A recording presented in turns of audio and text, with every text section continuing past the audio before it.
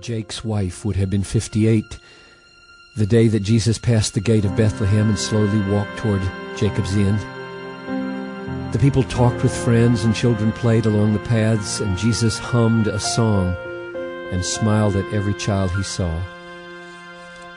He paused with one small lass to draw a camel in the dirt, then said, "What's this?"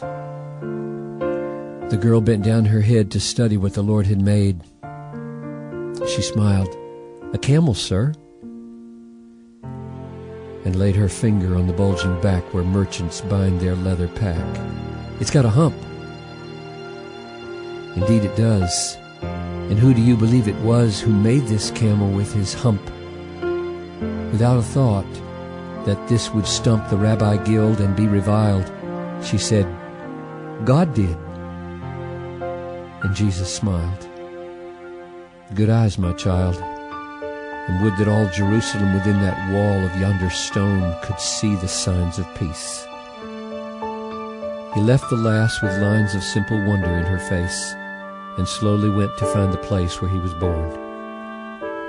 Folks said the inn had never been a place for sin, for Jacob was a holy man, and he and Rachel had a plan to marry, have a child or two, and serve the folks who traveled through, especially the poor who brought their meal and turtle doves and sought a place to stay near Zion's gate. They'd rise up early, stay up late to help the pilgrims go and come, and when the place was full, to some, especially the poorest, they would say, "We're sorry there's no room, but stay now if you like out back. There's lots of hay, and we have extra cots that you can use. There'll be no charge. The stable isn't very large, but Noah keeps it safe." He was a wedding gift to Jake because the shepherds knew he loved the dog. "There's nothing in the Decalogue," he used to joke, "that says a man can't love a dog." The children ran ahead of Jesus as he strode toward Jacob's Inn. The stony road that led up to the inn was deep with centuries of wear and steep at one point just before the door. The Lord knocked once, then twice. Before he heard an old man's voice, "Round back," it called. So Jesus took the track that led around the inn. The old man leaned back in his chair and told the dog to never mind. "Ain't had no one to tend the door, my lad, for 30 years. I'm sorry for the inconvenience to your sore feet. The road to Jerusalem is hard, ain't it? Don't mind old Shem. He's harmless like his dad. Won't bite a Roman soldier in the night. Sit down." Jacob waved the stump of his right arm. "We're in a slump right now. Got lots of time to think and talk. Come sit, have a drink." From Jacob's well, he laughed. "You own the inn?" the Lord inquired. "On loan, you'd better say. God owns the inn." At that, the Lord knew they were kin and ventured on. "Do you recall the tax when Caesar said to all the world that each must be enrolled?" Old Jacob winced. "Are north winds cold? Are deserts dry? Do fishes swim and ravens fly? I do. A grim and awful year it was for me when God ordained that strange decree. How could I such a time forget?" "Why do you ask?" "I have a debt to pay, and I must see how much." "Why do you say it was such a grim and awful year?" He raised the stump of his right arm. "So dazed, young man, I didn't know I'd lost my arm. Do you know what it cost for me to house the Son of God?" The old man took his cedar rod and swept it round the place. Empty. For 30 years alone, you see? Old Jacob, poor old Jacob, runs it with one arm, a dog, no sons. But I had sons, once. Joseph was my firstborn. He was small because his mother was so sick. When he turned 3, the Lord was good to me and Rachel. And our baby Ben was born the very fortnight when the blessed family arrived. And Rachel's gracious heart contrived a way for them to stay there in that very stall. The man was thin and tired. You look a lot like him. But Jesus said, why was it grim? Well, we got a reputation here that night. Nothing at all to fear in that, we thought.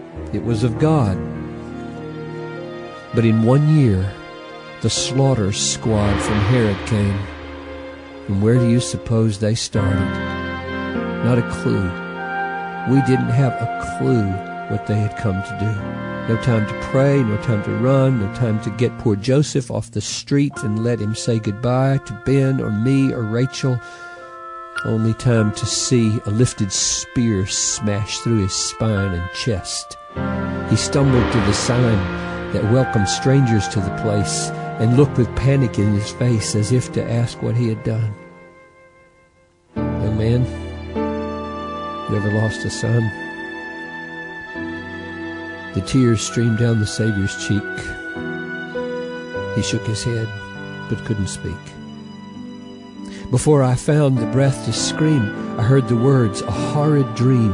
Kill every child who's 2 or less. Spare not for aught, nor make excess. Let this one be the oldest here. And if you count your own life dear, let none escape. I had no sword, no weapons in my house. But Lord, I had my hands.